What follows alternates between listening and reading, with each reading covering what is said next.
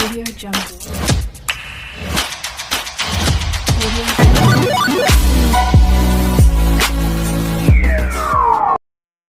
waxaa jiray muuqaal hore oo aan kaga hadalnay goolaliyayaasha taariikhiga ah ee horyaalada Yurub ugu waaweyn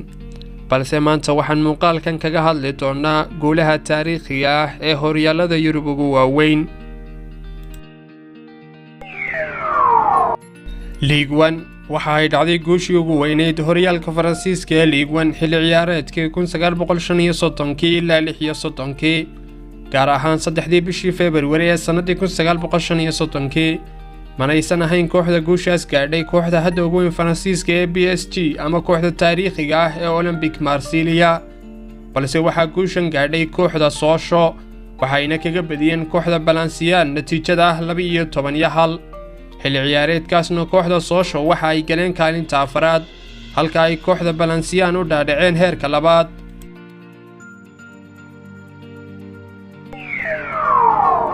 Bundesliga waxay dhacday guushii ugu weyneyd taariikhda horyaalka waddanka Jarmalka ee Bundesliga 29 bishii Abriil ee sanadii 1978 waxayna kooxda Borussia Mönchengladbach kaga badiyeen kooxda ay isku magac yihiin ee Borussia Dortmund natiijada ah 12-0 xilli ciyaareedkaas kooxda Borussia Mönchengladbach waxa ay soo bandhigeen xilli ciyaareed cajiib ah balse kuma ay guuleysan horyaalka Bundesliga waxaana ku guuleysatay kooxda Cologne oo ay isku dhibcahaayeen balse ka goolal badnayd.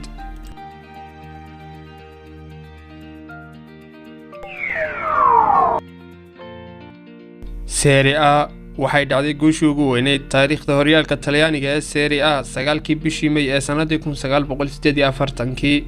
waxayna kooxda Torino kaga badisay kooxda Alessandria Calcio natiijada ah 10-0 waxayna Torino xilli ciyaareedkaas ku guuleysteen horyaalkoodii shanaad.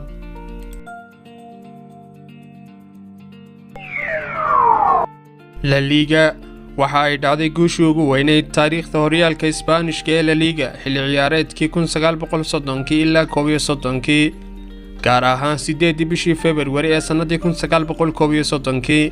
waxayna kooxda reer Basque ee Athletic Bilbao kaga badiyeen kooxda Barcelona natiijada ah 12-1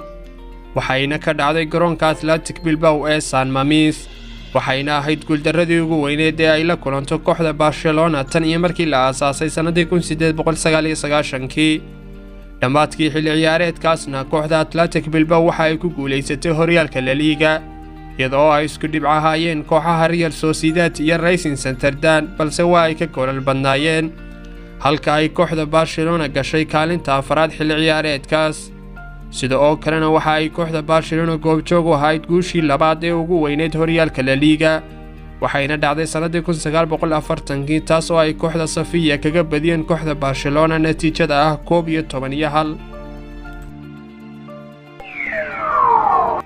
Premier League guushii ugu weyneyd horyaalka Ingiriiska ee Premier League si guud waxa ay dhacday 2 jeer hore waxa ay dhacday sanadii 1892 waxayna kooxda West Bromwich Albion kaga badiyeen kooxda Darwin natiijada ah 12-0 talabaadna waxa ay dhacday sanadii 1909 waxayna kooxda Nottingham Forest kaga badiyeen kooxda Leicester City natiijada ah 12-0 balse haddii aynu ka hadalno tan iyo markii loo bixiyay magaca Premier League sanadii 1992 guusha ugu weyn waa 9-0 waxayna dhacday 3 jeer hore waxa ay dhacday 4 bishii March ee sanadii 1995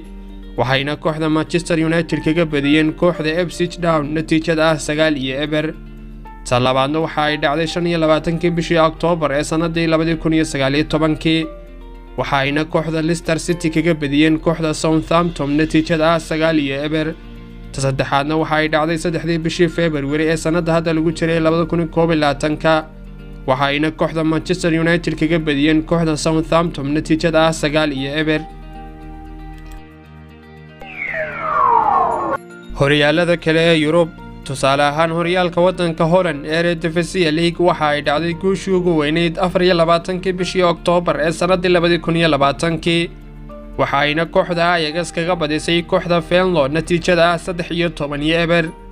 liiga Portugiiska ee Primeira League waxa ay dhacday guushii ugu weyneyd 10 bishii February ee sanadii 2019 waxayna kooxda Benfica kaga badisay kooxda National Madeira natiijada ah 10-0. liiga Turkiga ee Super League-na waxay dhacday guushii ugu weynayd 15 bishii Oktoobar sanadii 1989 waxayna kooxda Besiktas kaga badisay kooxda Adana Demirspor natiijada ah 10-0.